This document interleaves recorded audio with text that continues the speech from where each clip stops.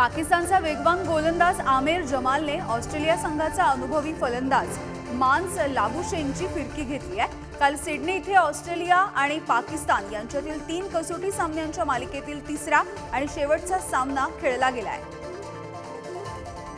रोहित शर्माने आयसीसीवर काही प्रश्न उपस्थित केलेत। रोहित शर्माने खेळपट्ट्यांच्या रेटिंगच्या बाबतीत आयसीसी आणि सामनाधिकारी यांच्यावर दुटप्पीपणाचा ठपका ठेवला आहे।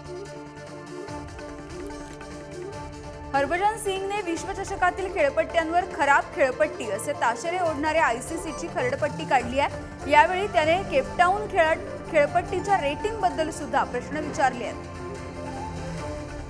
दुसऱ्या कसोटी सामन्यातील ऐतिहासिक विजयाच्या नंतर भारताला जागतिक कसोटी चॅम्पियनशिपमध्ये मोठा फायदा झाला।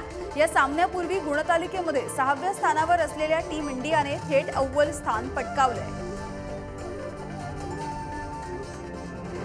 आयसीसीने स्टॅम्पिंग आणि कनेक्शनच्या नियमामध्ये काहीसे बदल केलेले आहेत। या बदलाच्या नंतर पंच आता डिसिजन रिव्ह्यू सिस्टीम रेफरन्स याच्या दरम्यान यष्टीमागच्या कॅचचा विचार न करता स्टंपिंगसाठी फक्त साइड ऑन रिप्लेचं मूल्यांकन करतील।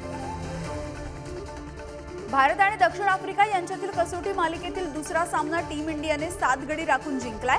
हा सामना अवघ्या 107 षटकांमध्ये संपलाय।